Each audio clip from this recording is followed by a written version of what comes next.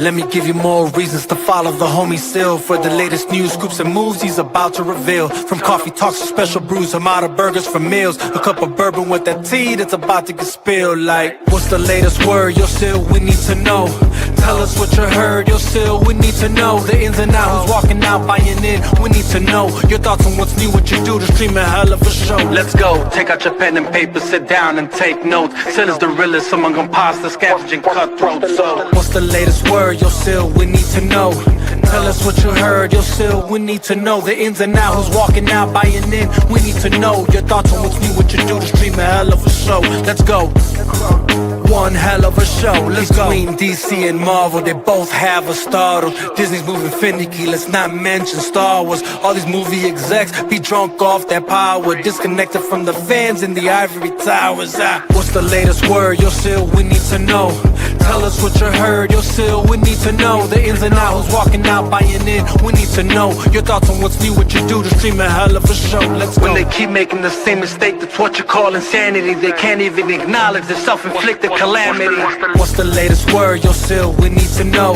Tell us what you heard, yo, Sil, we need to know. The ins and outs, who's walking out, buying in, we need to know. Your thoughts on what's new, what you do to stream a hell of a show. Let's go. One hell of a show, let's go. Scoop Senator, coffee talks, also covering analytics, making his own reviews, cause it's always been the critics. They clout chasers, money driven, repeating the latest gimmick. Come over to Sil Nation where true vision is given. Listen, what's the latest word? Yo, Sil, we need to know. Tell us what you heard, yo, Sil, we need to know. The ins and outs, who's walking out, buying in, we need to know. Your thoughts on what's new, what you do to stream a hell of a show. Let's go. Let's not forget Mikey's son, always special to the crew. From day one when him and Sil got together for special brew. What's the latest word? Yo, Sil, we need to know. Tell us what you heard, yo, Sil, we need to know. The ins and outs, who's walking out, buying in, we need to know. Your thoughts on what's new, what you do to stream a hell of a show. Let's go. One hell of a show, let's go. I guess I'll finish on this note. When the niggas go flip mode, they turn gremlins, I'm Gizmo. Come from my people, my kinfolk. For them I ride for and kill for. With this pistol I'm skillful. She can really escalate till it all goes abysmal. What's the latest word? Yo, Sil, we need to know. Tell us what you heard, yo, Sil, we need to know. The ins and outs, who's walking out, buying in, we need to know. Your thoughts on what's new, what you do to stream a hell of a show. I'm a watchman, forever vigilant, steady watching and listening, disciplined, militant, killing these dudes that started visiting. What's the latest word? Yo, Sil, we need to know. Tell us what you heard, yo, Sil, we need to know. The ins and outs, who's walking out, buying in, we need to know. Your thoughts on what's new, what you do to stream a hell of a show. Let's go. One hell of a show, let's go.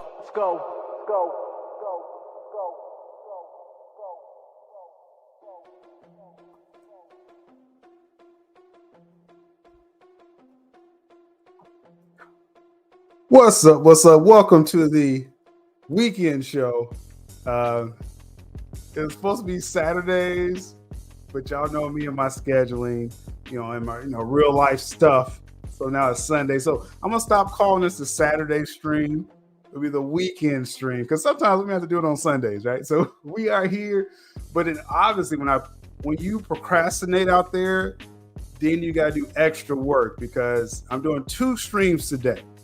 All right, so let's first get this.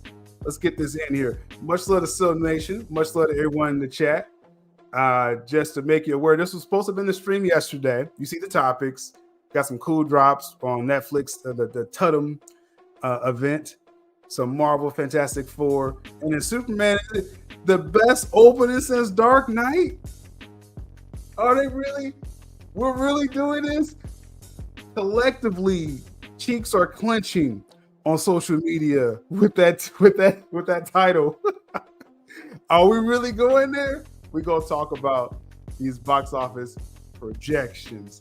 But just to make it clear, we got this stream going on now. We got the full topics right there. But then also around 7 p.m. Eastern Standard Time, I'll be going back live reacting to James Gunn will be live at CCXP Mexico with John Cena. They'll be talking Peacemaker Season 2. And just according to the words on the streets, he may drop something about Superman and DC in general. Y'all know on this channel, we talk the latest in film and CBM Geek. But when it's DC, they always have my attention, right? So We will be live, like I said, again, later, 7 p.m. Eastern Standard Time. And then just a side note, these sports fans out there, around 9 p.m. or 9:30, I'll be live with Carlos, Night Views, the sports show, right? So just to kind of keep that in mind. Links in the description for all those other channels. But so 2 streams today, right? So don't adjust your television set with that. Much love in the chat. We see Carlos. I had some comments. It cut off in the beginning there. Fernando, I saw you up there, but it's not on the screen. StreamYard is working on this technology. But appreciate you, Fernando, Carlos, Chubby Teddy, Late Night Nonsense, definitely RP Mikey. Maria, what's good? Happy Sunday. Chubby Teddy, what's good? Carlos again, Flames. So, like I said, the weekend show. All right. So, just to make it clear, what we do on these weekend shows, live, interacting with the audience. Because during the week, I do more uploads, and stuff like that. But we give informative, objective, and dynamic analysis of the latest in film and geek news, entertainment. I've been having a lot of fun with this new schedule, to be quite honest. It's kind of helped me get things in order. During the week, I do have some bonus streams during the week. Become a patron. Links in the description. I do like some early morning streams before I start work, and those will be for Patreon. Join the Patreon. As far as for YouTube, it'll be uploaded videos during the week, as I said, in conversations. Speaking of uploaded conversations, one that's going to be hitting this YouTube channel this week. I reconnected with Rhea, longtime supporter and just supporter of Syl Nation. She rocks with everything that we've been doing for 5 years on this channel, and we had a nice little conversation, little sneak peek here. The good and the bad, basically. I try to weigh the good and the bad, and ultimately, I think Snow White was more good than it was bad in terms of things going for it. Yeah, no, I agree. I definitely agree. And yeah, definitely online discourse. You wonder if people really don't like anything. That's actually a possibility that people are like, I really don't like anything. Like, okay, that's what you post every day. So, but going forward, a huge summer film coming up that we'll talk more of that conversation, but she has some pretty cool insight as far as how she looks at film. I remember when she first started jumping on streams 5 years ago as well, and she's just really grown into her own way of doing content. So big fan of Rhea, and that's going to be a cool conversation this week. We're going to talk about the latest in news. I was going to talk Superman and things like that in Marvel and the state of box office. What's successful, what's not. I just had a really fun conversation with her. So looking forward to y'all checking it out. It'll be sometime this week. We'll drop it on the channel. What else we got? What else we got to touch on? Before we get to the topics, I'll talk about my comic book of the week. Today was a good day for me to catch up on some reading, the comics. So Spider-Man and Wolverine from Mark Guggenheim. That's the guy behind Arrow and everything that he was doing on that on CW, etc. This comic book, man, Spider-Man and Wolverine. I thought it was going to be like a run-of-the-mill, like, oh, okay, let's throw Spider-Man and Wolverine in every comic, and then this story is cool. It's a nice concept where they kind of switch roles in a sense. Let me pull this up here. It's a point in the comic where it's like some hallucinogen. So Spider-Man is remembering Logan's past, and Logan's remembers Spider-Man's past. So you see on the left is the iconic X-Men 25, where the adamantium is ripped out of Wolverine, but it's Spider-Man hallucinating, thinking it's him. And you see that X, that famous X at the bottom, is Spider-Man on that X instead of Wolverine. So it's just flipping different things. Really, really cool comic. Anytime Marvel gets something right with Marvel Comics, I got to talk about it, because when it's bad, it's really bad. Okay. So this is good. This is a good Marvel comic and a nice little twist again, where Peter's parents, is always dead in continuity. They're saying, hey, did Weapon X, was he sent? Was Logan drugged? And did he take out the Parkers? Great. This is issue 1. So this is gonna be a really cool run. I suggest y'all check that out, right? Spider-Man. It's several others. I have a comic book stream that I'm doing with Jared of the Comics League. He's always knee deep into comics. So we're gonna have some more collabs and comic conversations, and there'll be ways to find those conversations. So just want to throw that out there. Let's get to the topic, because if I talk too many comics, this whole stream will become a comic stream, and that's not good for my algorithm. So yesterday, Netflix had an event, the Totem event, where they showed different clips of the Stranger Things 5 coming out, and Wednesday, some cool stuff. Ben Affleck, the RIP film. I'm going to be talking about that on Patreon's link in the description. There was some footage that's not available publicly, but we will discuss that on Patreon links in the description. YouTube memberships, we're going to be having, again, it's exclusive conversations and interviews on the YouTube membership. So just to let y'all know the difference in the platforms, scoops and leaks and stuff, that's for the Patreon, separate platform. YouTube, you get exclusive videos, first look videos, exclusive interviews. Got some cool stuff, like I said, for YouTube members specifically. So just to make sure we're clear with that. Frankenstein has a clip with that Oscar guy. Let's see. I don't know why Chubby keeps asking me. Am I going back on Thinking Critical? That's up to him to invite me, bro. I don't know. Maybe you should. Anyway, I don't know. I don't understand sometimes. Frankenstein has a trailer that's come out. So let's throw this up here. Again, the Netflix Totem. We want to check out this trailer.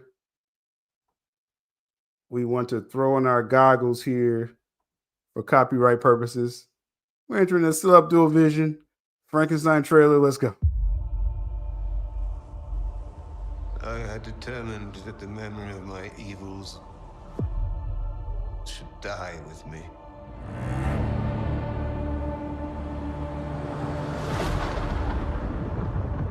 Some of what I will tell you is fact. Some is not. But it is all true. What manner of creature is that?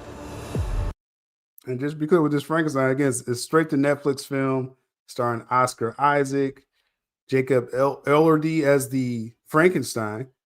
Mia Goth is in it as well. They got a few pretty good Oscar cast members. Ralph Ineson is in. I think that's he's Galactus now, right? So anyway, continue. Frankenstein trailer.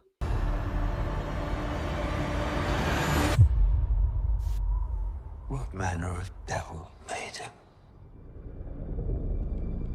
I did.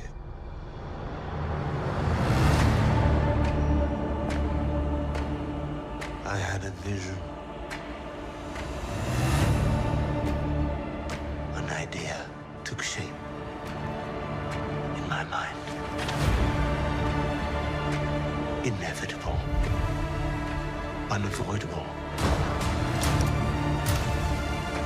Until it became truth.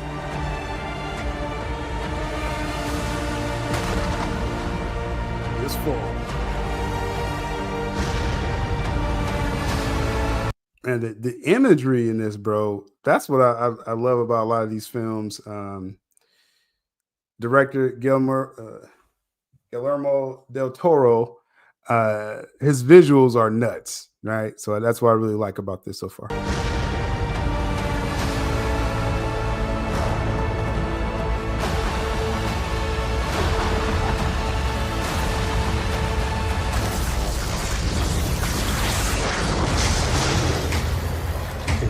kill life.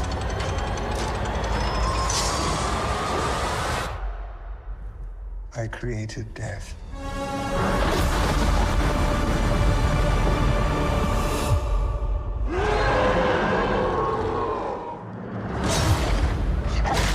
Frankenstein right here.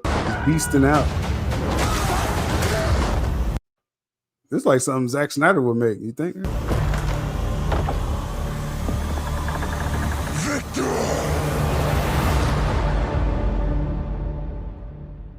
I say yes, that's good. I think that's some good stuff right there. Frankenstein coming in November on Netflix. Interesting stuff. Again, I'm a big fan of visual cinematography. So there's some nice shots.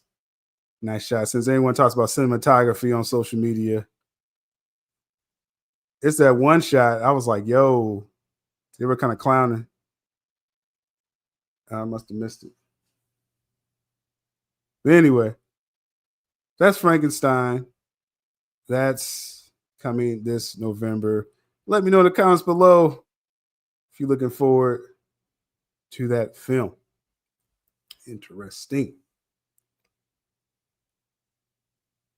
Now, it's been talks of the Sinners franchise, Ryan Coogler, original IP, is just doing this thing overall, making money in the box office. And obviously people are like, man, what could happen next for this franchise?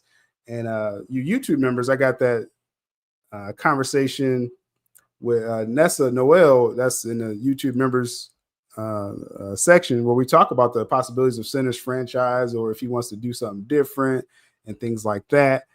That's a pretty cool conversation for the members. But right now, Sinners, what does it say here is, actually, before we get to that, it's making bank. So let's go back to here. It's been well documented, $90 million to make the film. They really did grassroots for the marketing. So they definitely saved money with the marketing, for sure. So right now they're at what, about 350. This is before the weekend numbers go in. So this is going to be updated by tomorrow. Over 350 million worldwide for Sinners. The key number here is domestically, over 260 million domestically off of a $90 million budget. It's straight cash, it's straight profit every time this screens. And they did those special IMAX screenings. They did, they brought that back in certain areas. Definitely, I anticipate that happening more in the future as well, too. My comic books in the way. So if you miss an IMAX, I anticipate you'll get another chance to see it. This is totally in the way. Okay. So what does this mean now, as far as with international horror films, don't really track well internationally anyway. So like I said, that's just extra frosting if you're getting something from international. So 350, 90 million budget. Will they do more? That is the question.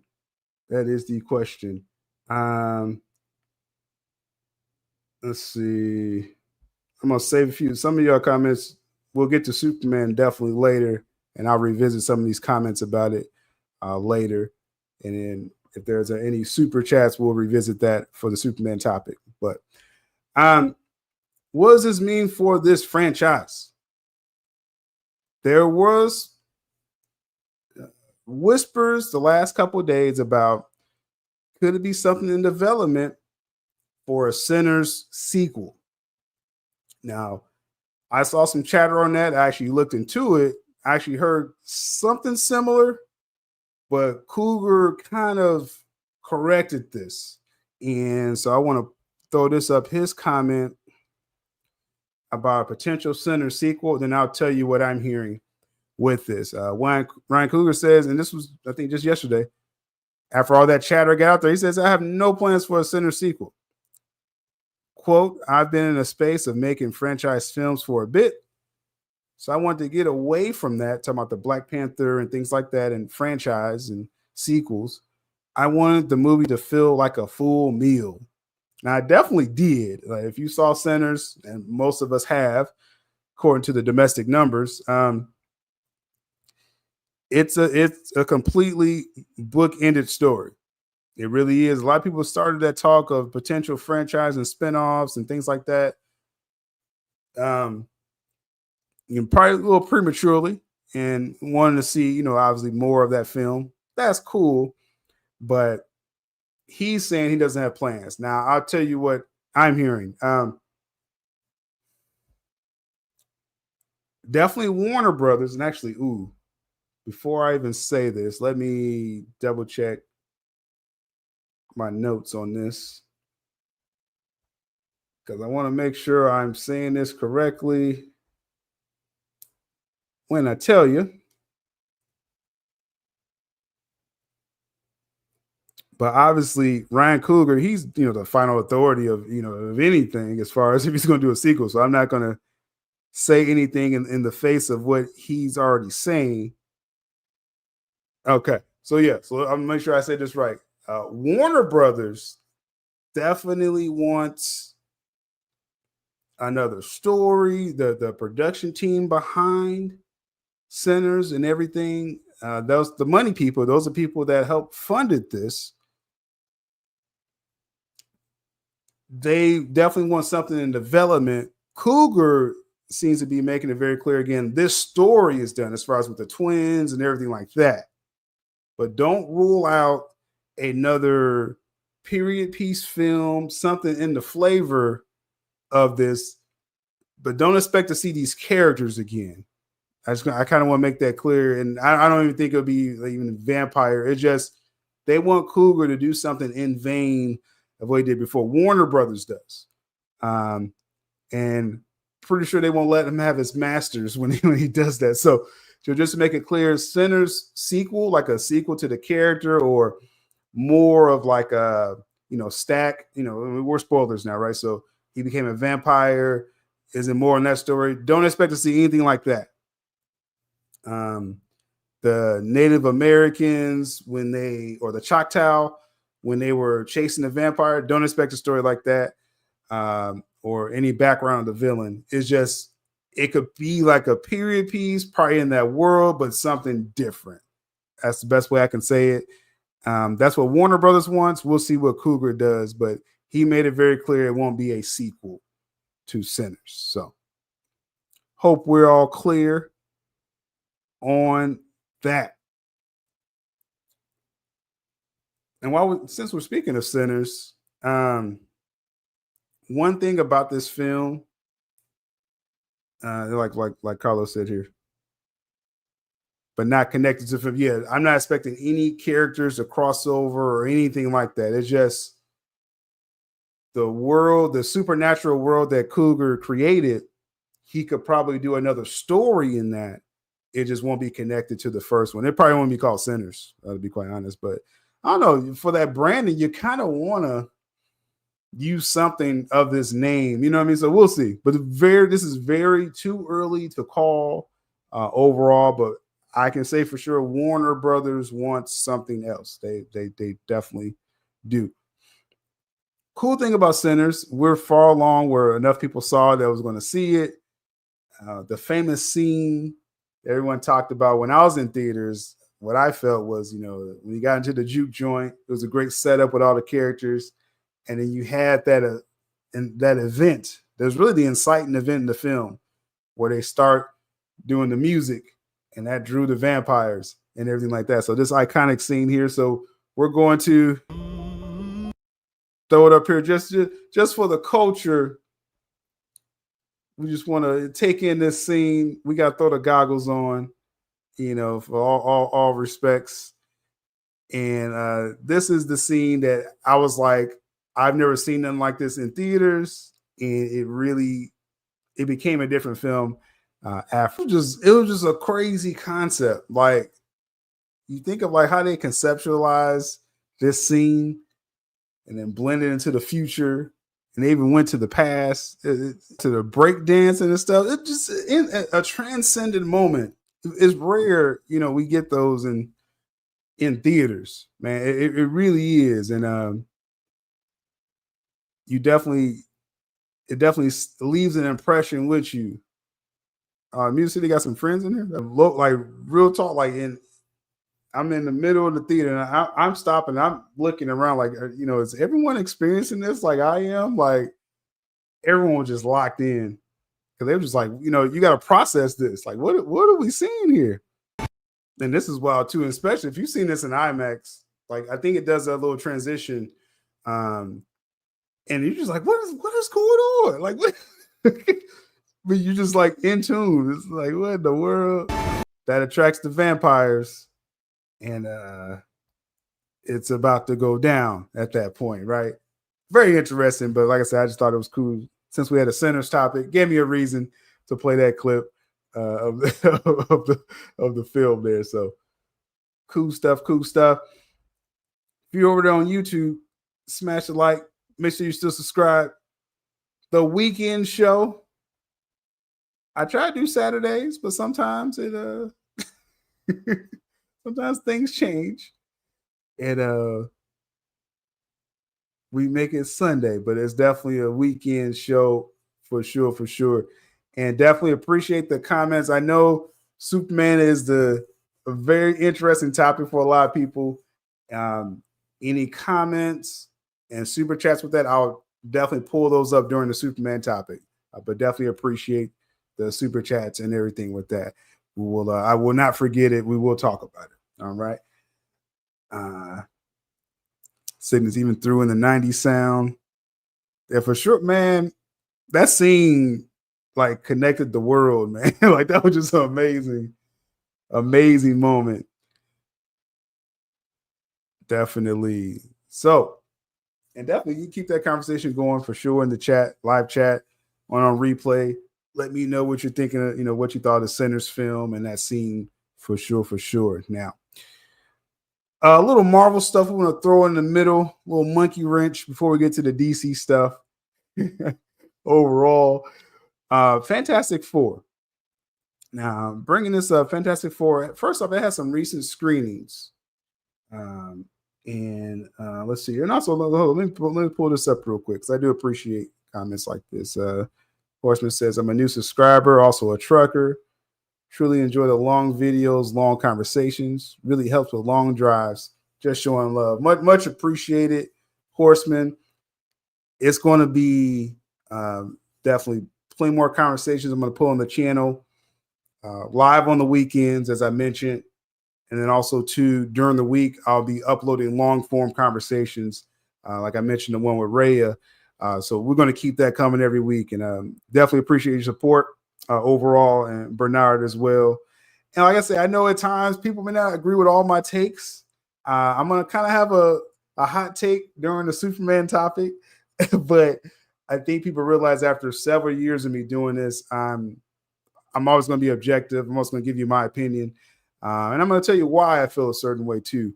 And, this is for people to agree or disagree, you know what I mean? So that's cool. Appreciate the likes. Appreciate the subscriptions for sure. Fantastic Four recently had screening.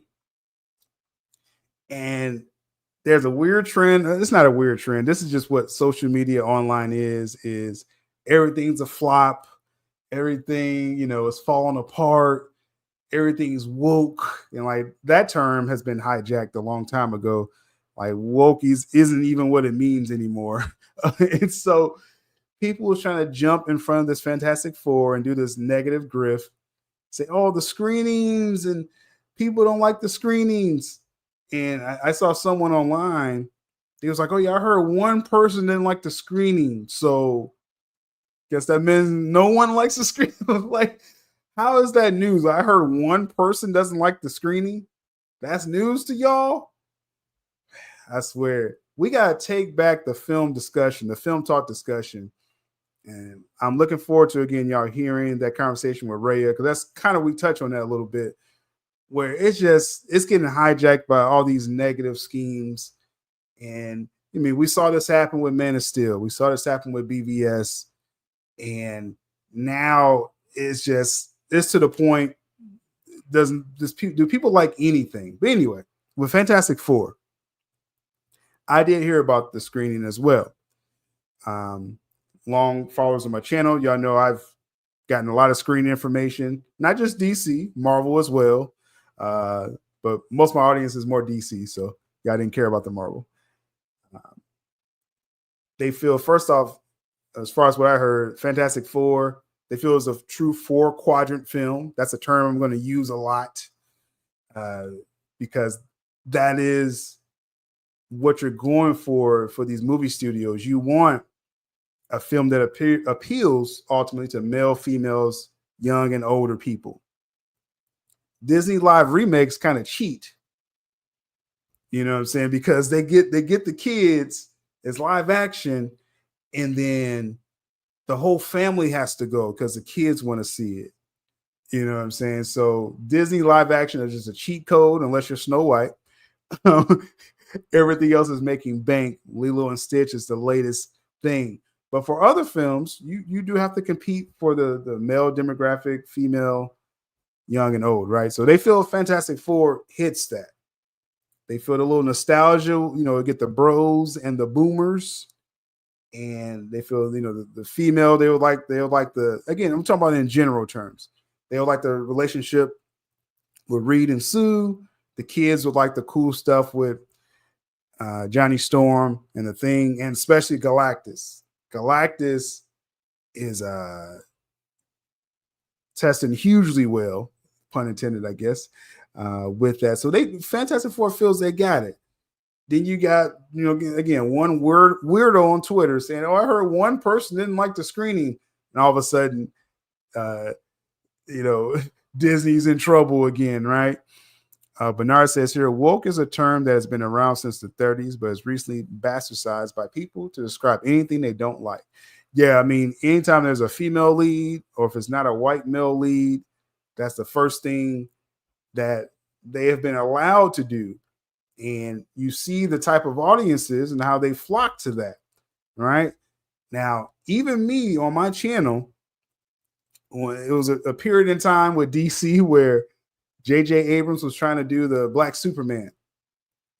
And I was getting details about that. And primarily Mikey Sutton was at that time, the late, great Mikey Sutton. And they was basically just race swapping Superman. And I was like, okay, this is just pandering. That's not even like a woke thing. That's just you tokenizing. You're just swapping. There's actually Black Superman you could use. That's not Clark Kent. That's not Kal-El. So I don't like just meaningless swaps like that. But just because a film has a female lead, they were saying that about Rebel Moon. Oh, it's woke because it's like okay, like Bernard saying, it's been bastardized, and it's like I said, it's really time for people to kind of take back the film discussion. It can't be the same thing every time a film comes out. So Fantastic Four, you heard of some of the personal views, like maybe you don't like Pedro Pascal's political stance, or the fact that he wears pink or something like that. I don't know. Somehow that's going to affect the film. No, Marvel is making this film again for the 4-quadrant audience. Whatever Superman thinks is going to do, and we'll talk about Superman. Whatever Superman thinks is going to do well. Fantastic Four, Disney, Marvel, they feel they're going to do it better. So even if Superman's successful, just Fantastic Four, I think, is going to do even better. Now, let me pull up this article here where Feige is talking about, again, doing the characters justice. They're really putting a lot behind the film. This is their event film of the year, Fantastic Four. And like I said, it sounds like they got a true crowd pleaser, according to everyone but just that one person on Twitter that that didn't like the screening and speaks for all of y'all. Feige says, I think there are no 4 characters that are more important for the history of Marvel. A little cap. I know Feige talks these things up. We understand. Feige has to sell this. If we're going to be real, the most important character for Marvel is Spider-Man. And let me know in the chat. I can't. This is cap to me right here, Feige, saying Fantastic Four is more important than any other character. Spider-Man is your most important one. And you want to continue to get that right overall. There's another quote in here I want to... Again, Galactus, they're pushing Galactus big time. World destroying Galactus. That's going to be cool. Like I said, they're going big. Fantastic Four is going big. And I'm here for it. What we're saying in the chat, regurgitated Twitter rhetoric at best when it comes to these reports. yeah, Kevin is tripping in the chat. Kevin is tripping. Talking about, yo, Fantastic Four more important than everybody. It's like, oh, no.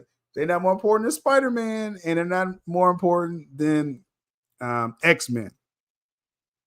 X-Men is going to feed a lot of families when they get that together overall. So just interesting quotes again, just what I heard from the test screenings, what people are talking about, and how they're pushing this Fantastic Four film to again be the world destroyer this summer.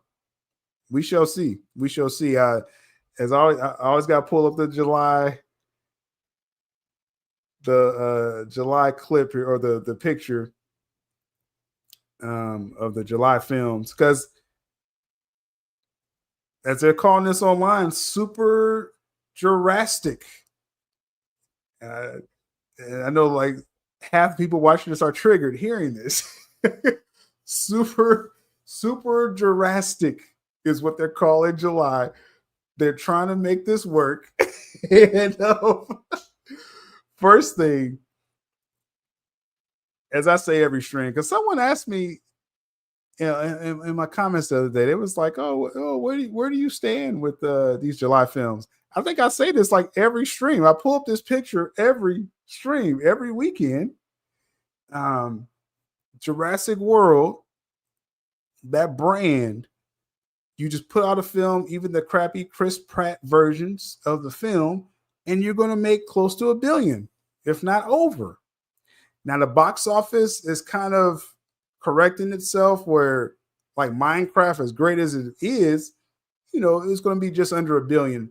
But why is that arbitrary number always the goal, right? It looks cool. It sounds cool. Yeah, you win the headlines making $1 billion. And that's another thing me and Rhea talks about. Can't wait till y'all hear that conversation in that video. So even Minecraft didn't hit $1 billion. So Jurassic World, if it comes out and does 900 million, that's really good. That's really, because you probably got over 300, 400 domestically in that case. I always use the example of Guardians of the Galaxy 3, which has people, you know, their arch nemesis director, James Gunn. Or I always say, oh, that film made about 900 million. And I'll have someone in the comments, well, actually, it made 845 million. Bro, I'm going to round it up. It made about 900 million. It's okay. It's okay. That's a success, right? So long story short, Jurassic World, I think it's going to have an opening just like Minecraft. I think it's going to perform just like Minecraft. 130 opening, 50% drop or hold for the second weekend. So then you're talking about a film that's going to make 60 to 70 million its second weekend. Jurassic World, second weekend, 60 to 70 million. I think Superman will get 100 million its opening weekend. So that will be more than Jurassic World. You know, that's not a weird concept. And some people say, "Oh, you think it's going to be Jurassic World?" Yeah, I think Superman. I'll go on record. I think Superman's going to have a really good opening. It depends on the audience score, how far that will go. So, you know, that conversation will be for another time. But Jurassic World will do, like I said, like Minecraft, hold about 50%. Superman will beat it its second weekend. Superman will have a good hold. I feel it will have a decent hold for its second week, so it will defeat the Smurfs. I'm seeing a lot of new Smurfs fans saying Smurfs is going to beat Superman. I'm sorry, man. Just as a DC fan, I can't allow that slander that you thinking Smurfs is going to beat Superman. Even if it's a second weekend of Superman, I think it'll make another 50 million. Smurfs, its high end was 35 million. So what are we doing here? But Superman needs to be front loaded as possible.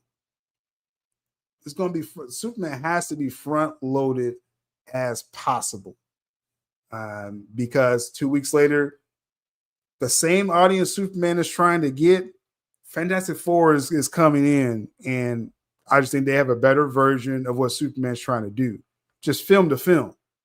I'm watching all of these, but if we tally it up for that month, I think Fantastic Four is going to win July and the summer. Jurassic World will get close to its 900 million, I do believe. And I think Superman will do respectfully. I still say 600 million. If it's front loaded, then you can start talking about, 700 million or more. I mean, it has to be just like an insane, like Minecraft type thing where you just didn't see it coming for Superman to do more than 600, in my opinion. I think Supes and Fantastic Four will be fighting for the top spot. Interesting. Do you think all three films will prevent them from making $1 billion? No, I think Fantastic Four, just a Marvel, brand.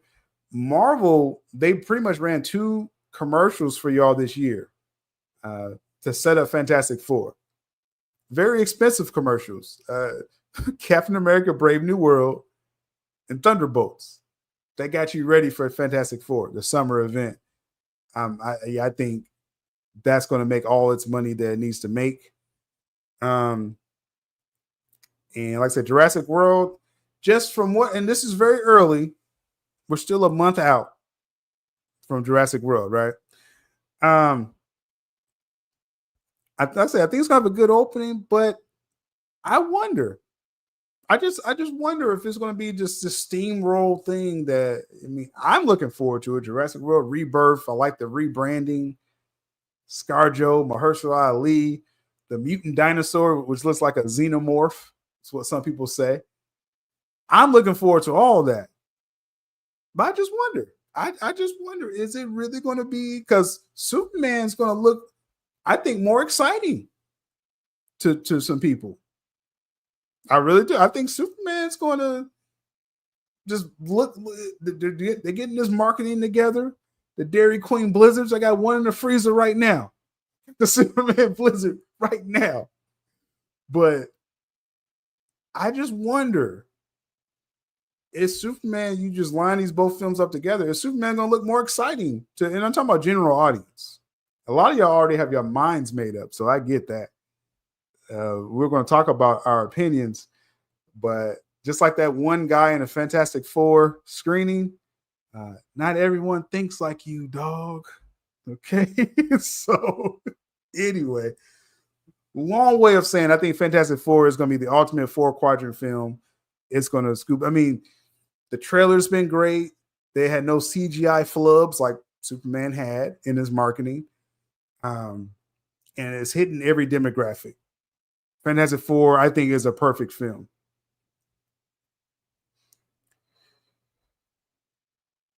All right. So good stuff with that. Before we get to the Superman topic, we're crossing over to DC conversation. Then we'll talk about Superman. And then those super chats, I'll definitely pick. We'll cover that on the Superman topic. I promise.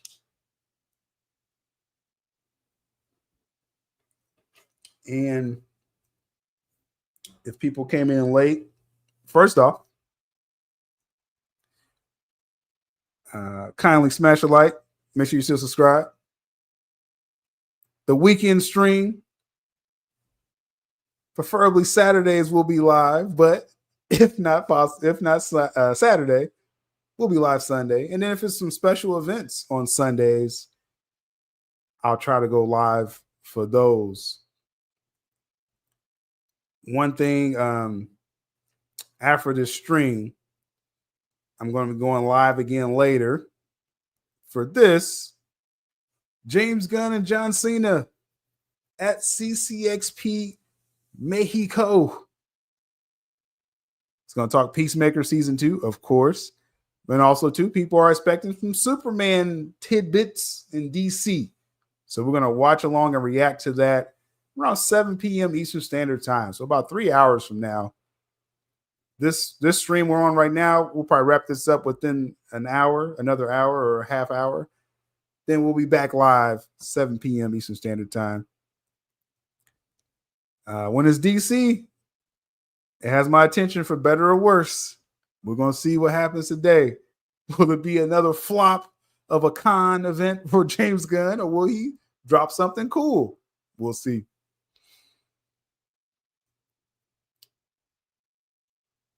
Let's see. And I'm saving some of your Superman comments. We're going to discuss that in a moment. If RDJ, Dr. Doom seeing links, that's going to get more people. Oh, that's another thing. I'm glad you just brought that up, Amari. First off, there's this rumor going around where, there's this they're saying it's a post-credit scene. Okay, let's just preface all this. In Fantastic Four, we all are expecting to see Dr. Doom, right? Like that. This isn't like, we shouldn't be surprised, right? So I do believe by the end of the film, you're going to see Dr. Doom. There's some on a rumor out there where they're trying to describe the scene. I don't believe that rumor at all. But yes, that's such an easy thing to try to scoop that Dr. Doom's going to show up by the end of Fantastic Four. We all are expecting that, bro. And it's another thing too. This is kind of a side note, but I'm hearing the script is really good and people are saying good things. That's not a scoop. Okay. That's just you say, I'm hearing they're looking into casting this person. Come on now. I'm just saying. I just talk about the news. Sometimes, I hear stuff, but my goodness, man, we can't keep falling for these fake scoops, man. We can't. That's why I'm a confirmation specialist first. And if I don't mind, I don't have to be first, but I'll let you know if it's right. I'll be trying what? We got W Mirror. We got a hater in the chat. W Mirror, I'll be trying what? I'll be trying what, bro? I want to know. Let me know. Real quick before the Superman part, Clayface, because there's certain films that I understand there's strong feelings, right? When we're talking about DC, when we're talking about the core of my channel and the core of the viewers again are mostly DC fans. So I know the discourse around Superman and it being a reboot and things like that. There's a lot of feelings involved, right? With this reboot, and I get it. And like I said, we'll see the finished product when it happens. Peacemaker, as I said, season 1 wasn't really for me, so I have mixed feelings going to season 2. Thought they had a really good trailer, so I understand the discourse. Not everyone's going to be on board for all these DC properties, but there's a few projects that I'm just probably not going to allow slander on, and that's Supergirl. All right, we're not allowing any slander for Supergirl because everything you don't like about Superman or you claim you don't like about Superman, Supergirl rectifies it. You don't want James Gunn to write and direct everything. Well, he's not writing and directing Supergirl. You hate David Cornsweat's suit. Well, Millie Alcock Supergirl has a comic accurate suit. Superman doesn't have any A-listers. Well, Supergirl threw in Jason Momoa, and he'll have a couple scenes, but you're going to use him in marketing Jason Momoa is part of the Illuminati, so that means there's going to get more sales because he's a part of it. So no slander for Supergirl. I'm just not going to allow it. Supergirl's winning. I don't care if you don't like, you think James Gunn walked on set one day and he ruined it just by walking through the set, or he gave him a note or two. I don't care. Supergirl is going to be great. I'm 50-50 with lanterns. The more I hear about that, it's going to be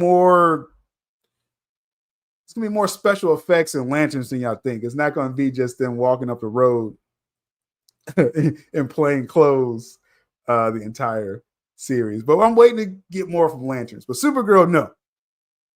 You're not allowed. You're not allowed to criticize Supergirl.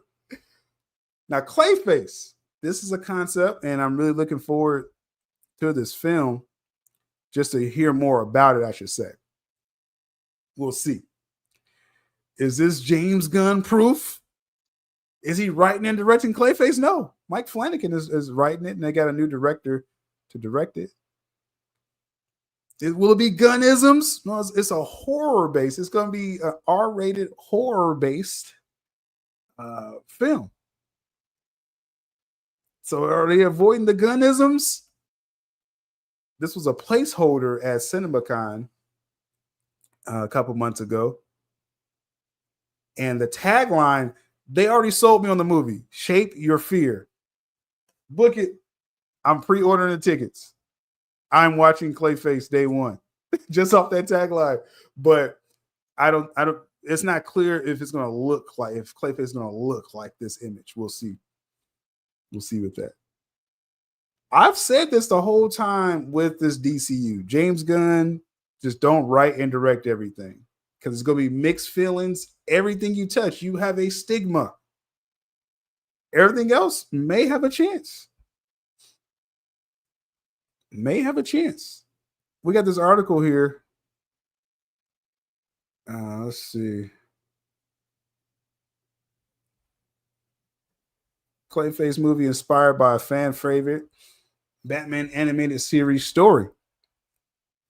I think he said this before, but it's nice to reiterate. This exclusive, something you heard before, we're saying again. I'm capping today. Wait till the next topic.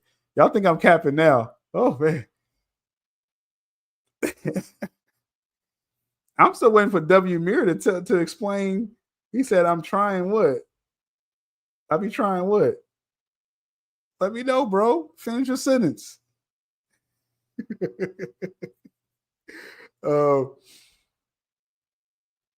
that's why, because I called you a hater. Okay, got you, W. Okay.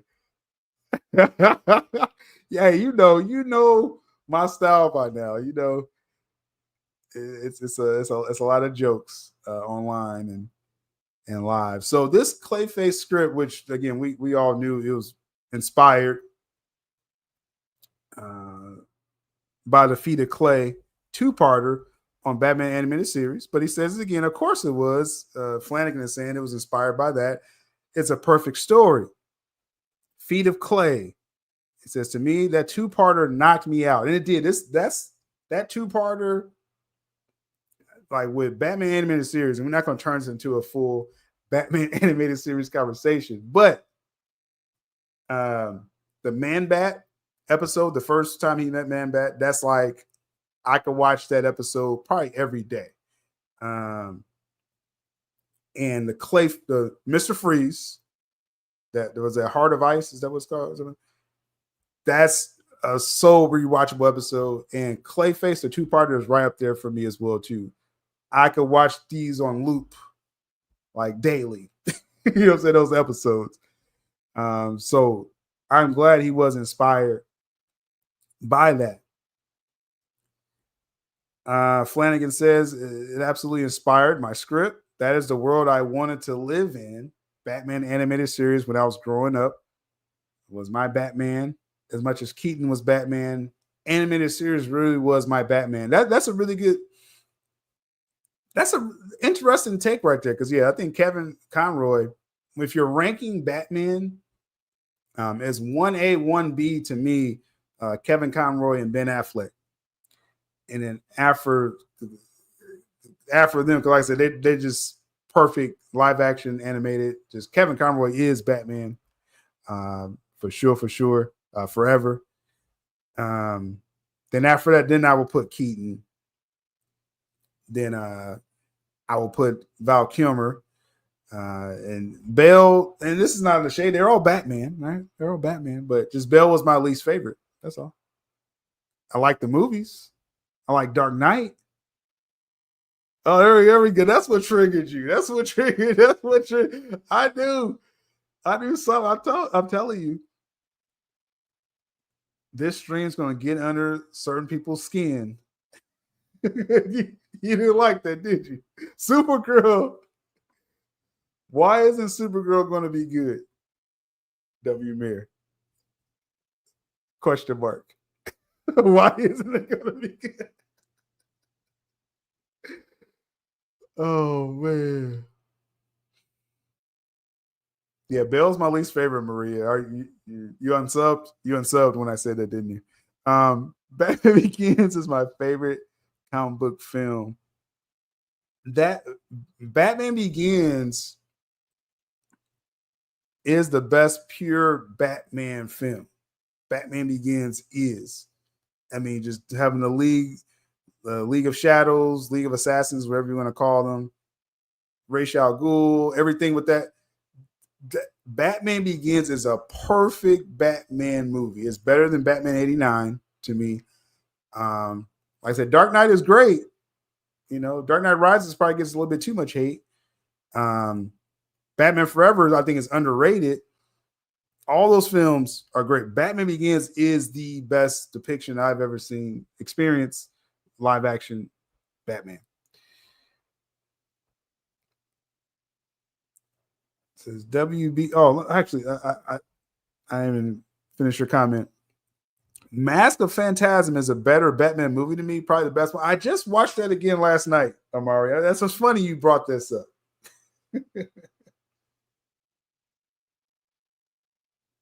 I just watched Mask of Phantasm again last night. I'm gonna get back to you on that. I'm about to rewatch that again. Mask of Phantasm definitely should be getting more respect on these rankings. I would say, obviously, like I said, Batman Begins, Dark Knight is great, 89 Batman's great. I'll probably put Phantasm. I'm gonna see if I have that right with Batman 89. We'll revisit that. One. WB needs to slow down with all these announcements. Make sure the Batman 2 gets released first. Yeah, they're gonna do it. I know it's a lot of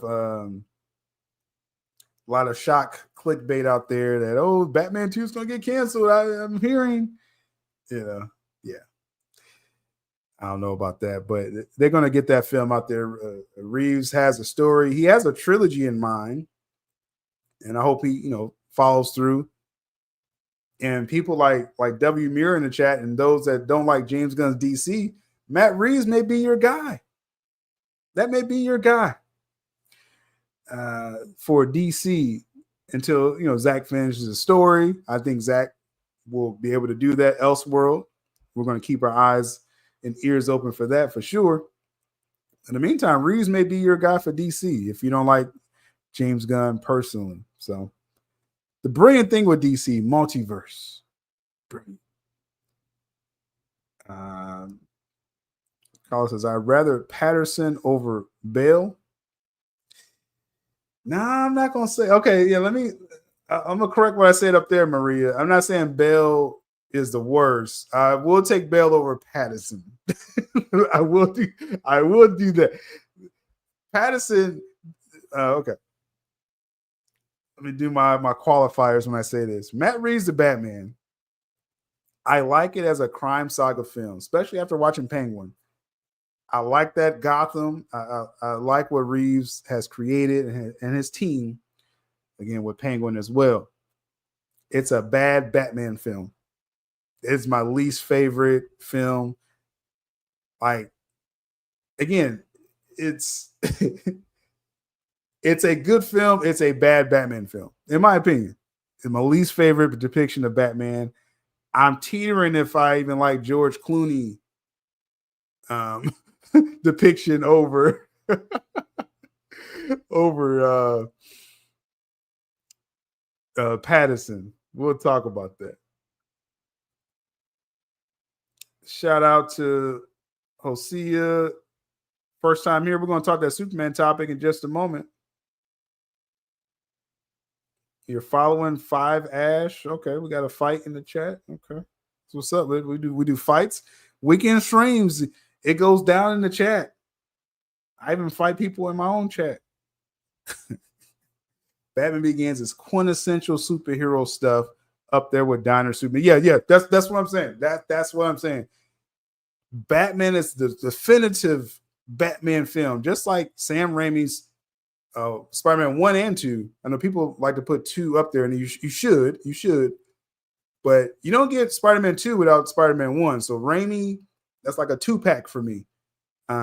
Quintessential Spider-Man stuff, and obviously Donner Superman 1 and 2. So yeah, Batman Begins is that important and that good to me. If you are a Batman fan, if you want to, know Batman live action, Batman Begins is the first one. It's a better, more focused movie than The Dark Knight. Yeah, for sure. And like I said, Dark Knight is great as people say. It's one of Nolan's best films he's put together. The editing in Dark Knight, the story, just everything. It's potentially Nolan's best film he's ever shot. But there's just a difference. Like when it's a Batman story, he was more focused in Batman Begins. Dark Knight, Nolan was just like, I'm just gonna play in this playground. I'm just gonna give you the best story possible, and Dark Knight is that.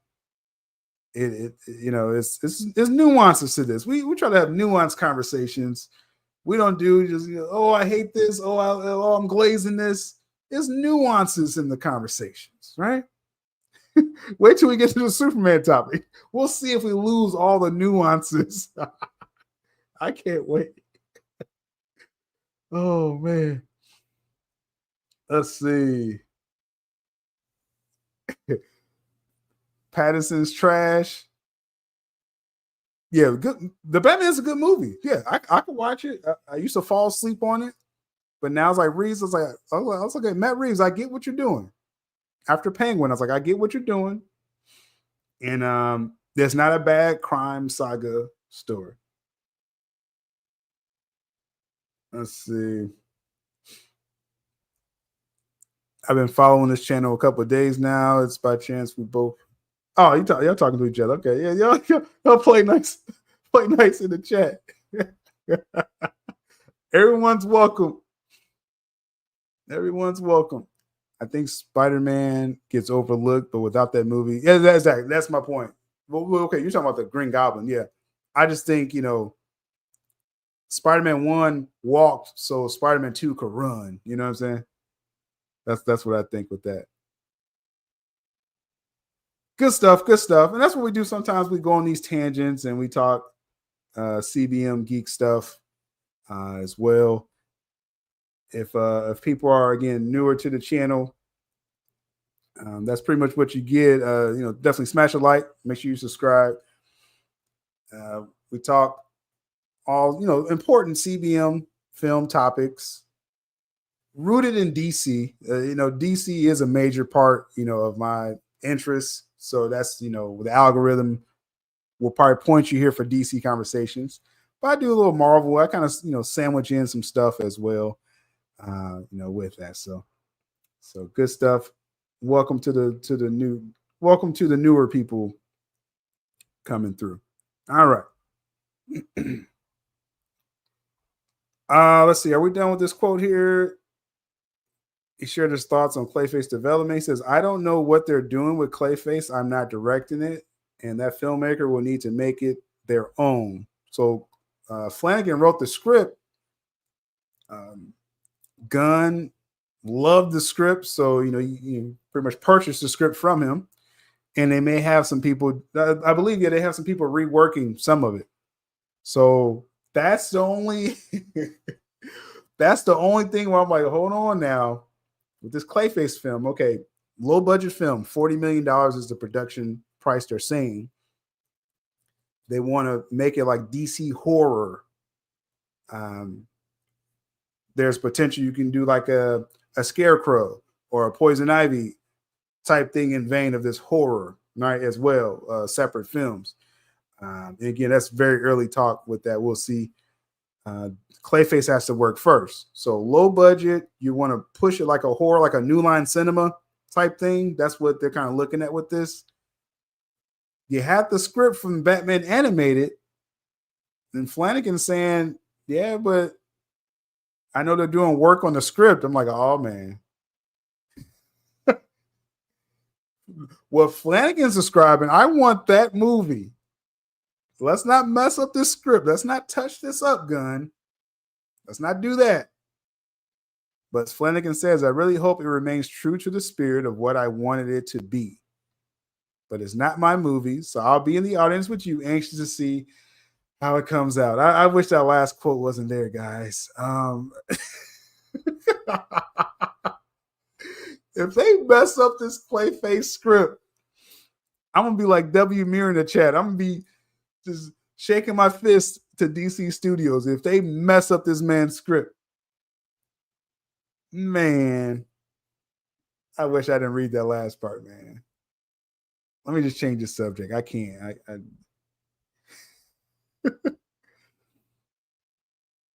That messed me up right there, y'all. If one thing's gonna make James Gunn my arch enemy, like he is to some of y'all, if he messes up this Clayface script, it's on. It's gonna be James Gunn hate videos every week on this channel if he messed that up. So. Oh man. Let's get to the main event, right? This Superman topic.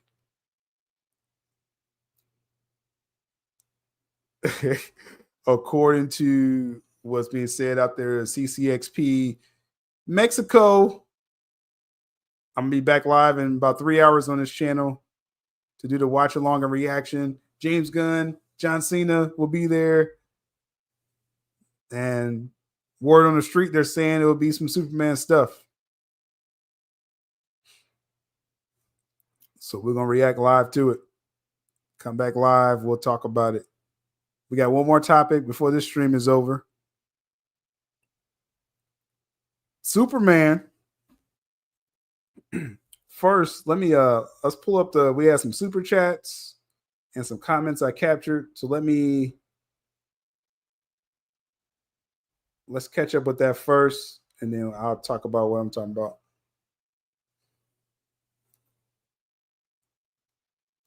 Derek Spinner with the super chat says, as dope as like when Superman died and yelled out.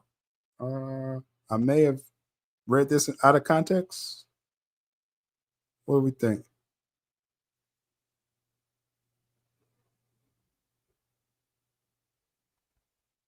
If Derek's in the chat, I said I may have captured this super chat, much appreciated, but I'm not sure where the comment was going, so I apologize. Got this fly is punishing me. Hosea in the chat says, did you enjoy Peacemaker? I wasn't a fan of season 1 Peacemaker, Hosea. I am looking forward to season 2 based off the trailer and the little pocket universe things and stuff. Oh, okay, thank you, Derek. Talking about Sinners. It was dope, like when Superman died and yelled. Okay, oh, I see what you mean when the roof and stuff. Oh, I like that. I like that idea right there. As far as when Sinners, we know when the music is going and the man, okay, good stuff right there. Guess I appreciate Derek for the super chat and being in the chat to explain that to me. We get a drop.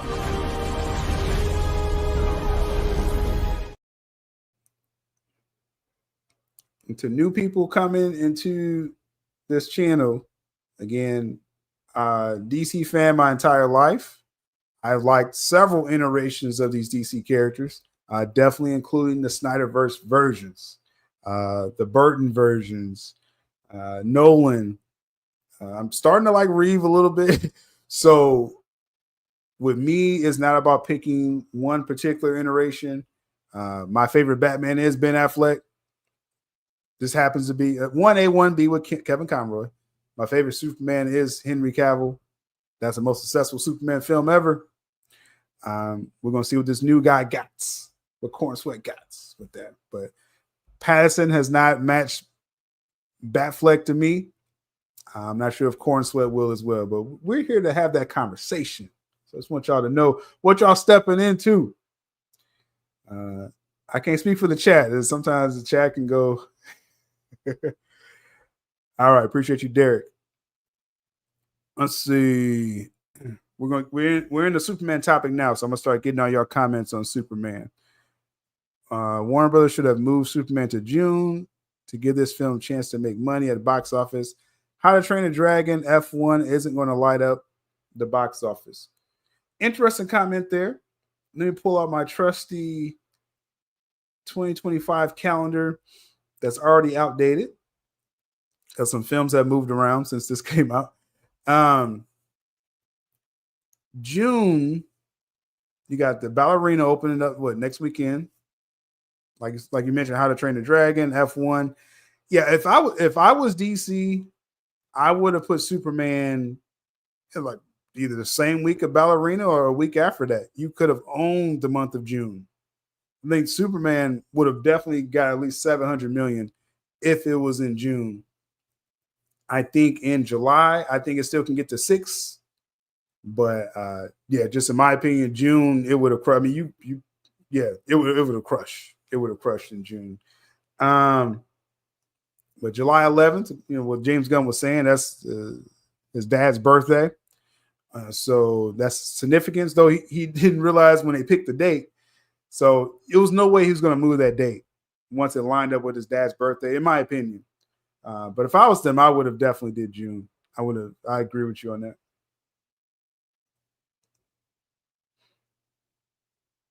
A lot of interested in 28 years later. Yeah, for sure. All right, let's catch up here. Let's have some captured comments we're catching up on. Then we're going to talk about Superman, the greatest opening since Dark Knight. Oh, man. I can't wait for the comments on this one. I'm watching Jurassic over Soups. Mooney Face, I'm watching both. Let's see.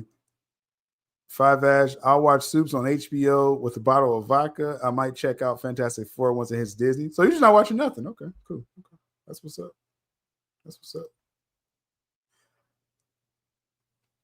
So basically with the Wiener Brothers executives, I guess that's a shot. That's a shot at them. Okay. Extracting James Gunn's goofiness from his Superman film. It will now be a remake of Josh Whedon's remake of Zack Snyder's Justice League. I wish I would have read this comment before I clicked on it, because that's not true. That's not true what you just said.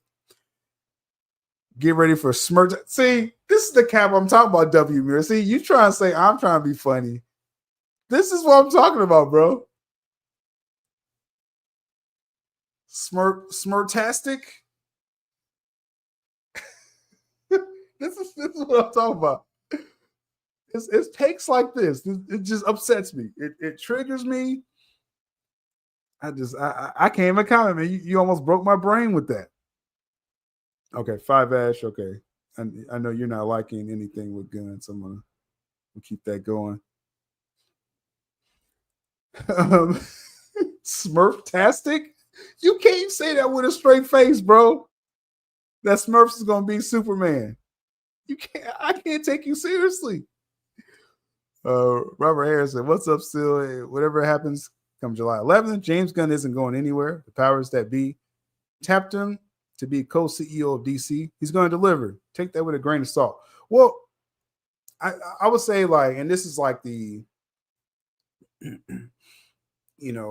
extreme, what I'm going to say, like, obviously if Superman does less than Black Adam, which Black Adam didn't even cross 400 million, Gunn's not going to survive that. But I don't believe, on the same note, the caveat, I don't believe Superman's going to do that bad. I think Superman's going to do okay. I think he's going to do okay. I don't think it's going to be worse than Black Adam numbers.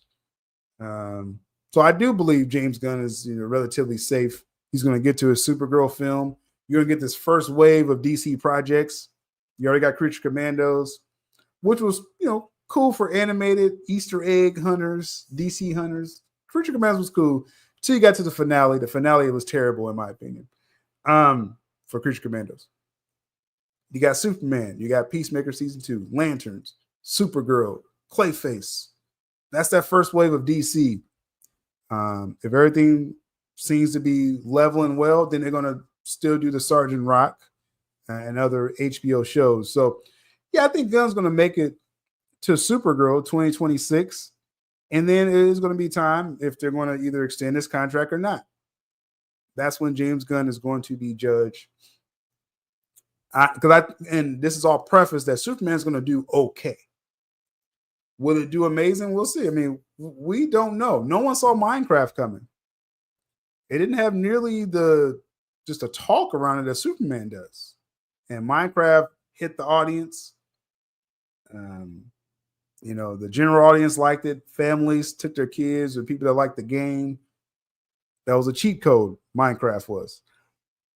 Superman, we'll find out. Audience reaction. I do believe enough people will show up for brand recognition, that's Superman, and name recognition, James Gunn. I just think that it's going to make enough money. So we will see, though. Yeah, we'll definitely see. And all this is speculation for sure.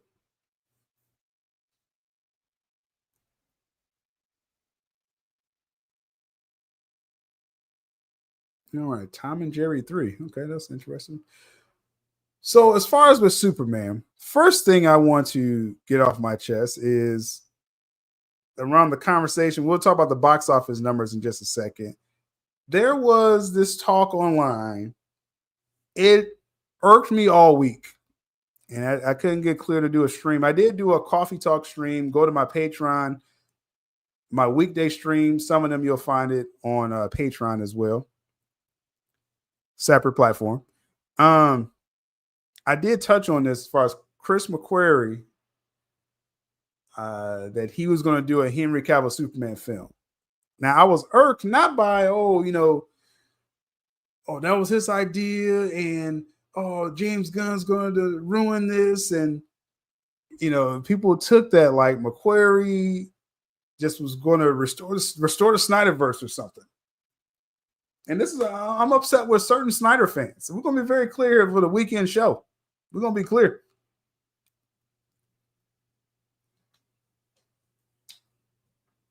I was upset with certain Snyder fans during the Black Adam rollout. I made it very clear on my platform. And, the information I was obviously getting from a certain angle at that time, that Henry Cavill was coming back, that they were going to do a sequel. Black Adam just had to do decent enough. And then you're going to have $7 Productions do a DC run. They were going to do Man of Steel. You were still going to have Patty Jenkins doing Wonder Woman, just to finish the trilogy. Ben Affleck was going to be back at the end of the Flash film. Cavill was going to be there. All this information I was putting out. You had certain Snyder fans saying that wasn't good enough, that they weren't going to accept a Man of Steel 2 spent out of the Black Adam film. It wasn't embracing the Snyderverse. Henry Cavill had Zack Snyder's support, and Zack likely was going to do his. Well, the story arcs come out. Zack was going to do one final team up of the Justice League, his Justice League. That's what we was going to get all with if Black Adam did well, Man of Steel 2 sequel, Wonder Woman 3, Last Ride Snyderverse team up film, Justice League. I'll just say Justice League because people, their brain breaks when I say other words. Obviously, it's Justice League. Finish the story. All that was happening, but the pushback I saw of certain Snyder fans was, Henry Cavill's suit wasn't the right color. I didn't like the music that they were going to use. He had a spit curl. He didn't have a spit curl of Man of Steel, or BVS, or Snyder Cut. That's Justice Superman. These same ones right now on social media, or some of y'all are propping up McQuarrie. Oh, that Superman would have been epic if McQuarrie would have did it. Like Music said, the Snyder fan, DC by itself is fractious. The Snyder fandom is fractious. I learned that with the Black Adam situation. The Snyder fandom is fractious as well. You have Snyder fans. You want Zack Snyder to do everything as far as with that, for sure. But then you have a splinter with there's Henry Cavill Superman fans, and they were just going to ride with Henry Cavill no matter what he did. That's a whole nother conversation. W. Muir says, majority of Snyder fans was down for McQuarrie. McQuarrie wasn't continuing the Snyderverse. Because, and this is my point, W. Muir, is that people are saying now, well, Black Adam, oh, well, if he would have did his version, Black Adam and Superman would have been different. McQuarrie was doing a totally different. He was saying, okay, yeah, Man of Steel, yeah, that was Superman. Now let's jump forward and have my own Green Lanterns, ignoring anything Zack Snyder was planning. So I call cap on that. That's supreme cap. If you didn't accept Henry Cavill, no. McQuarrie was not continuing the Snyderverse, W. Muir. I don't care what you have to say. I do not care. So Zack's Green Lantern, he was doing that in the Justice League. McQuarrie was not following Zack Snyder's plans. There's nothing you can say to convince me of that. But I want to play this clip. No, that's cap. No, you are capping, W. Muir. You are capping. If you saying that with a straight Black Adam was going to respect Man of Steel. Do you think if McQuarrie did the Superman, Henry Cavill, was he going to have a black suit? That's a question. That's an open question. Was Henry Cavill going to have the black suit in the McQuarrie Superman film? That's why I call cap. You can't have it both ways. You cannot. You cannot. And Zach you cannot. So Zach could be executive producer for McQuarrie, but he couldn't do it when $7 was involved. And Zach was going to be involved with $7, and they were going to again crescendo it with a Kingdom Come story at the end. That's why I call cap. That type of thinking right there.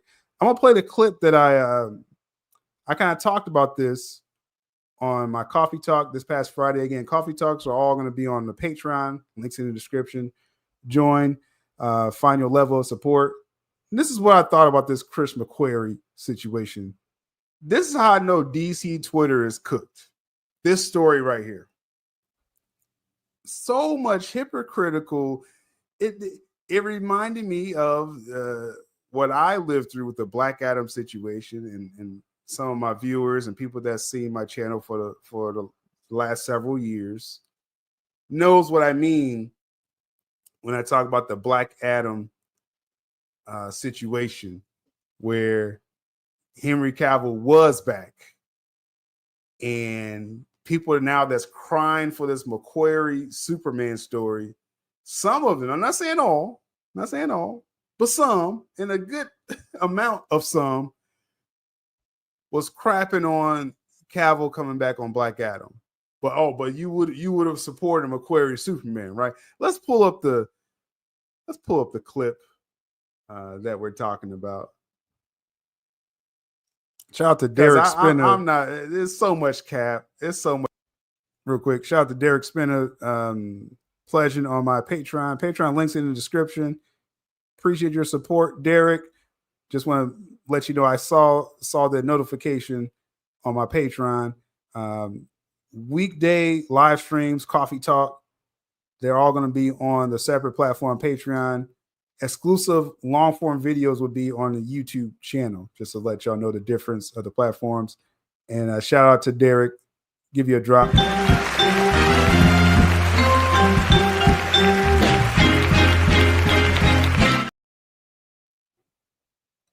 And to clarify, Derek, he pledged on the Patreon and he became a new member on the YouTube channel platform as well. You'll get exclusive interviews are already up there right now. Classic artists of Wolverine and Gambit. I have that interview on YouTube right now. So definitely check that out exclusively here. And then the exclusive streams during the week on Patreon. Much appreciated. All right. Let's catch it with the chat. Because like I said, I'm seeing some backtracking. Hold on. I'm forgetting. Doug says, I'm forgetting that this is before Snyder thought his cut would be released. He could put the black suit. This was around. McQuarrie was not using a black suit. I know the time frame of this. I lived through it as well.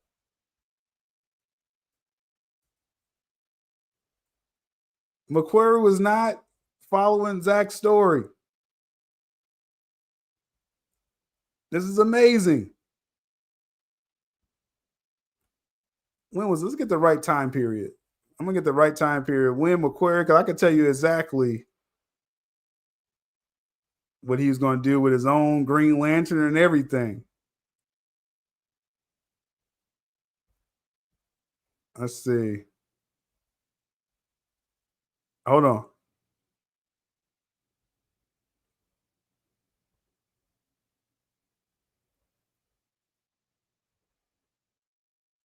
Okay, 2019. It seems like it was around 2019 that McQuarrie was talking a lot about this. This is after Jeff Johns. He kind of delayed. Jeff Johns had a chance to release a Snyder Cut in like 2018. Then that fumbled. Talked to Mr. Wes Ashley about that. He has a lot of good insight on that time period. Then it was talks of doing, the whole Hamada-verse that people talked about. And so y'all gonna say with a straight face when they bring in Matt Reeves, and this is after they was like, nah, we ain't gonna do this. We ain't gonna release the Snyder Cut. We're gonna do the Hamada-verse, build up to this Flash film. Y'all gonna say with a straight face that McQuarrie was gonna follow Zack's plan when they were, in a sense, not gonna release a Snyder Cut. This was not gonna be Zack's story.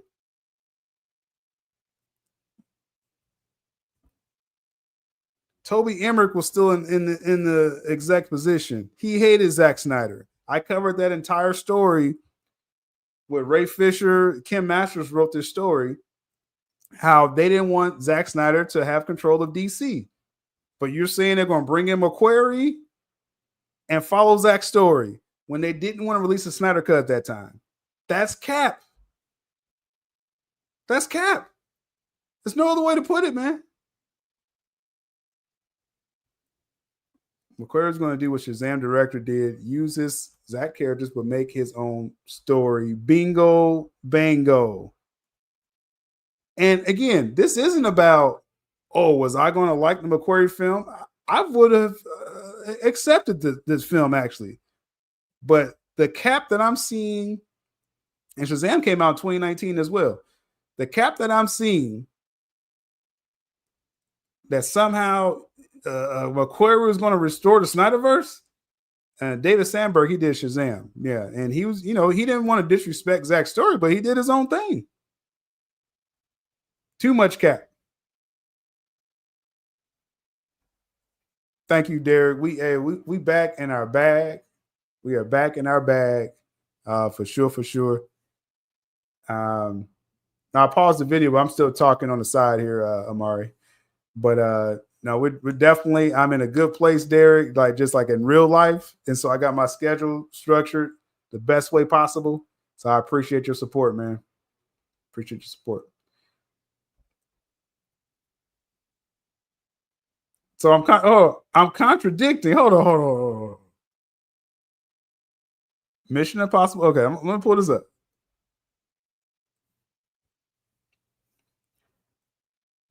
Mission Impossible says Mission Impossible 7, which is the best Mission Impossible film, I think. Well, part 1 is really up there. But that came out 2018. Cavill talked about him about directing Man of Steel 2. Everyone assumed Supes was still wearing red and blue. If his cut came out, even Zack himself. That's not even the point I'm arguing, W. Mir. McQuarrie, this is after Jeff Johns is actually fired. And they said we're going to do the Hamada-verse. So we're getting into 2019. You had the Shazam film doing his own thing with David Sandberg. You hire Matt Reeves to do a Divergent Batman film somewhere else over there. McQuarrie Superman was going to fall in line with the Hamada-verse if he would have been hired. Culminating in the Flash reboot, which would have been in the Crisis on Infinite Earths and stuff like that. So no, there's nothing I said that contradicts this at all. See, this obviously Zack would have stayed on. No, they hated Zack. So again, I covered the article word for word. They were fighting tooth and nail to keep Zack out of DC. But just because you want to fit your way of thinking, oh, obviously Zack would have executive produced it. No, they didn't want Zack Snyder in the building. Difference from now, this current Warner Bros. Regime getting all the vitriol from the era that you're talking about. Zack would not have executive produced, probably in name only, to finish out some kind of contract. McQuarrie was not doing Zack's story. Period. Let's continue this video because I want to get through this and then talk about the biggest box office since Dark Knight. Much cap going on right now. It's disgusting. The first 5 minutes of my Superman movie, which was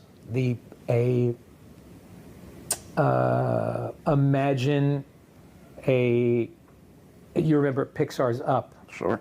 A sequence with no dialogue that covered that character's. Yeah. Okay. The first 5 minutes of the movie was a setup after which you knew exactly what made Superman tick, Yeah. and exactly what Superman was most afraid of. In this comment here, W. Mirror, this would have applied to Man of Steel 2 under $7 after Black Adam. So what's the difference?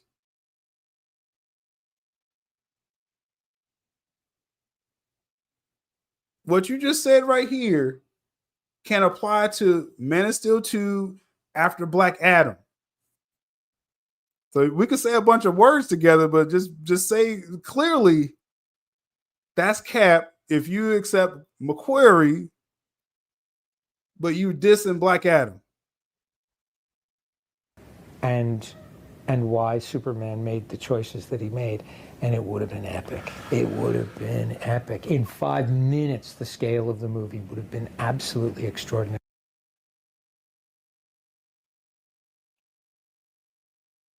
Okay, now first off, he didn't really say much right there. Like let's be I'm just saying, if we're gonna be real here, like he really didn't say much right there. But I believe there's some other quotes that went around, and we'll discuss that now.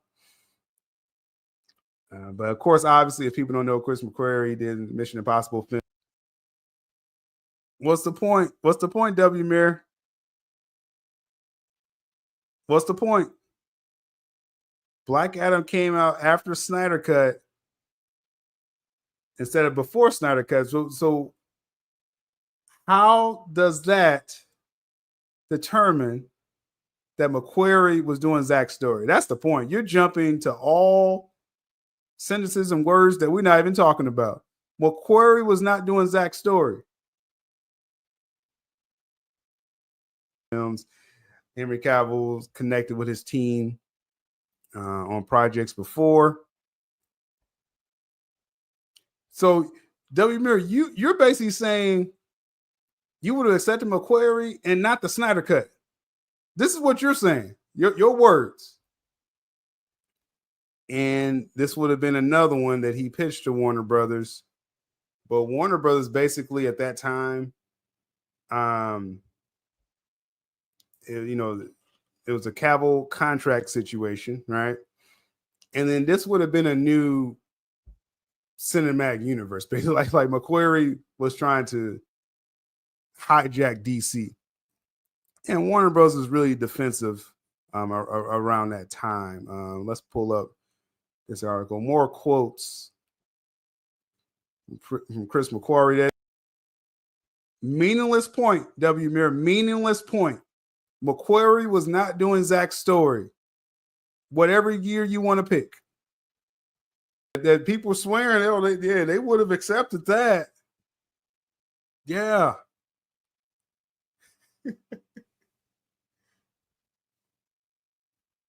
They would have said, I'm telling you right now, if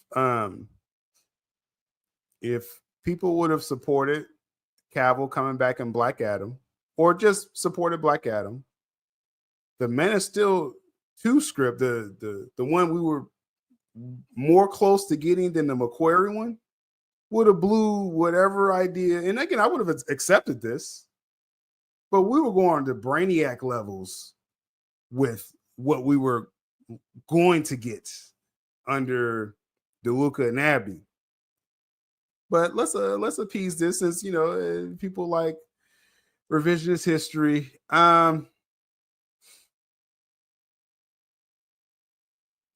Now, McQuarrie didn't give any story ideas. He just said, "Oh, it was good. It was so good, bro. It was so good. Green Lantern was what came to me. Green Lantern is a tough one. The power, I cracked it, bro.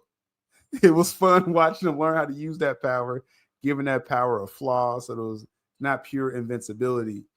The whole concept of Green Lantern is that the ring has to be recharged. That's not a bug. It's a feature. You have infinite power, but you only have so much battery life. So this sounds more like a Green Lantern film. All I'm saying is that, let me be clear when I'm saying all this, that, yeah, I would have loved to have seen any Henry Cavill Man of Steel sequel. Anytime Cavill could dress up as Superman, I would want to see. Just good point, Jovic. General audience did know. Right. General audience, that's a separate conversation for sure. General audience did not support Black Adam. Totally get it. We all agree on that point. But some part of the Snyder community knew Cavill was in the film. I mean, my stories, what Mikey Sutton put out, several things.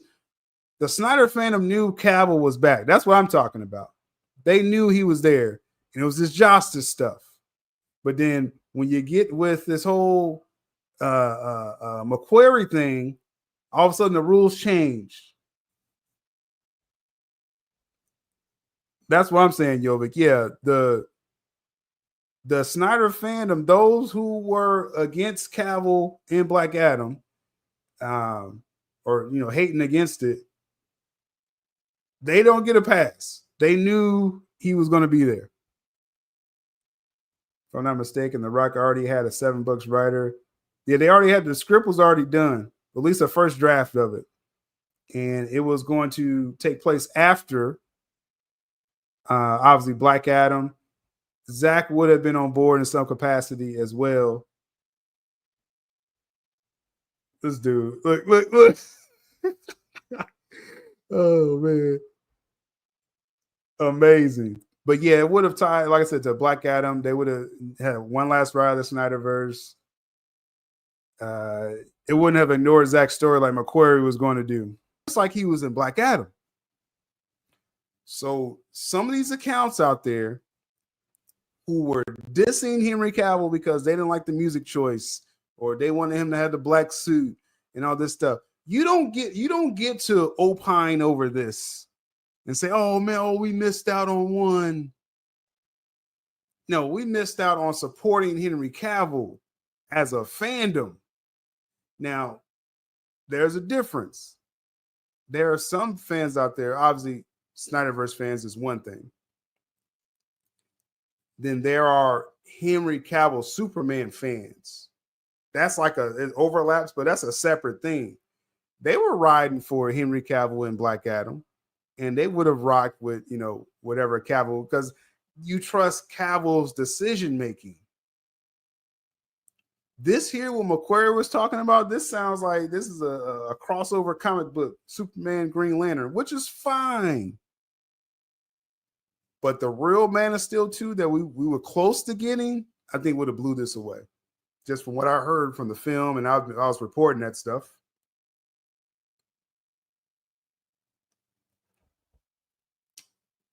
But these certain accounts, and most of them are anonymous or whatever, they're bots or whatever they want to call themselves.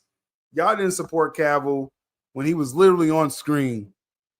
You don't get to say, "Oh, we missed out on this." No. I call BS on that. No. You don't get to. But again, he just talking about, "Oh, it was so good, but I'm not going to tell you what I was going to do." Yeah, but I agree. Again, just that musical note, all of a sudden it's justice. But McQuarrie, and I'm agreeing with you, Yovic, but McQuarrie was going to fast forward and say, "I'm just going to do a whole different story." Somehow that's Snyderverse. And don't twist my words, W. Mirror. Don't twist my words. That's the worst thing, to quote me to me incorrectly. It's the worst thing you could do.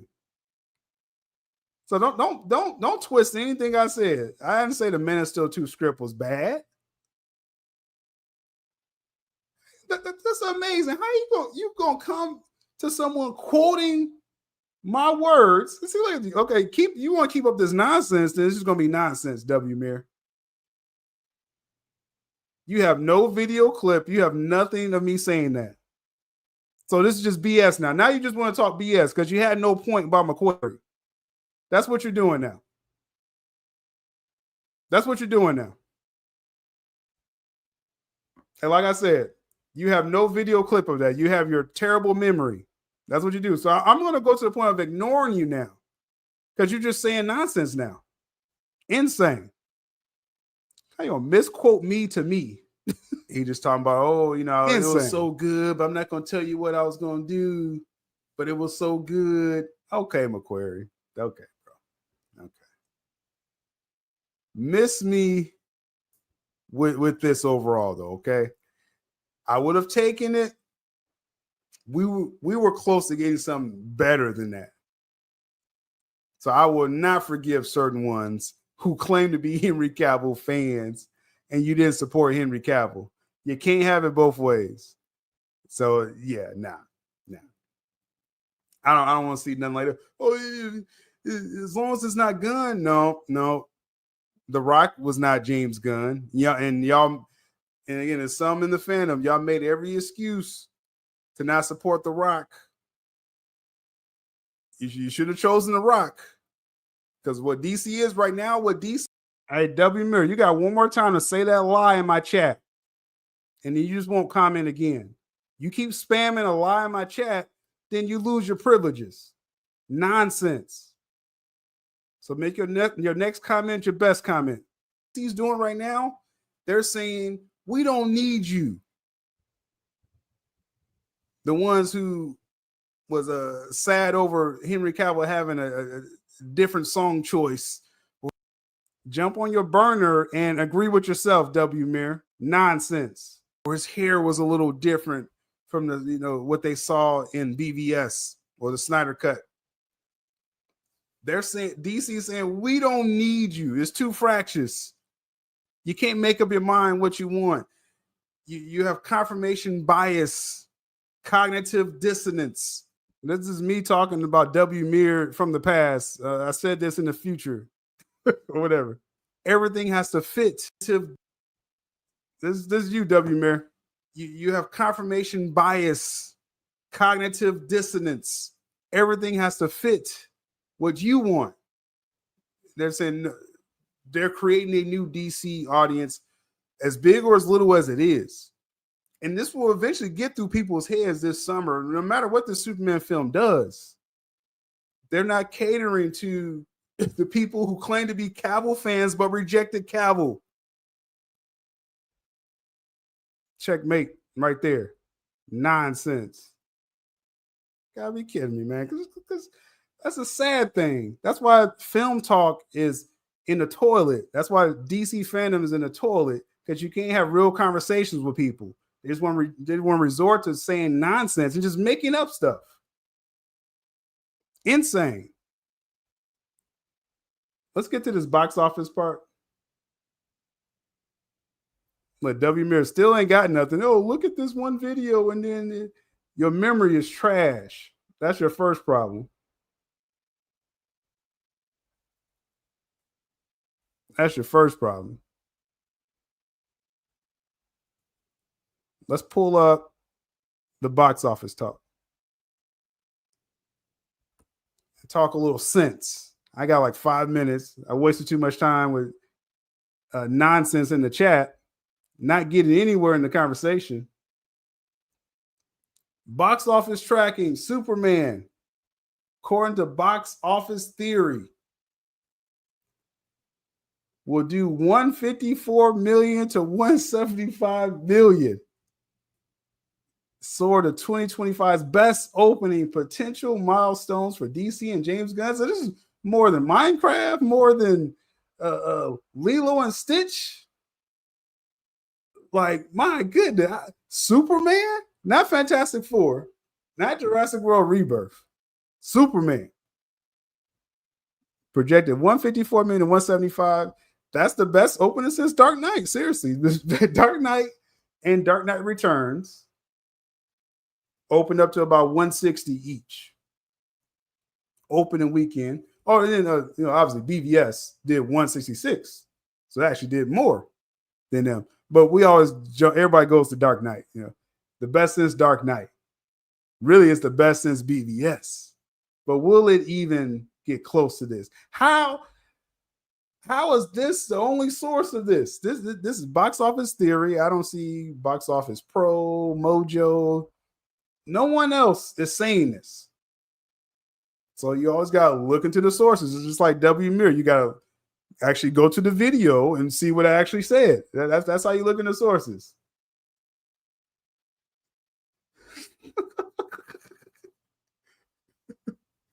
That's what you got to go to the source. You can't just say it just because you say so. Insane. There's a guy here, but if Superman's making 154 to 75, then why do it feel to make so many reshoots if they feel the product is superior? Well, it wasn't a lot of reshoots. That's actually been debunked. Black Mustang, a part of my sylabdul Geek Network, I have a Superman channel. We kind of dive deeper into those conversations. Link in the description for that. Check that out.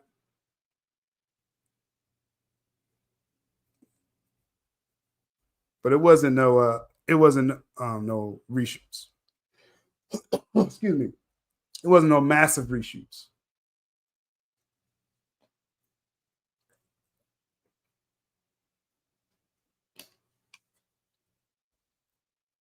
So how are they saying this? Usually the parameters I use and information I get from, no one's saying the numbers like this.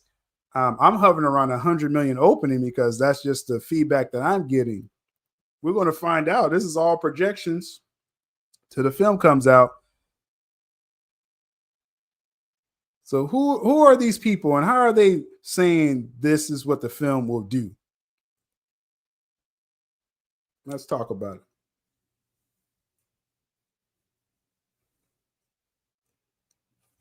Key tracking factors and rationale.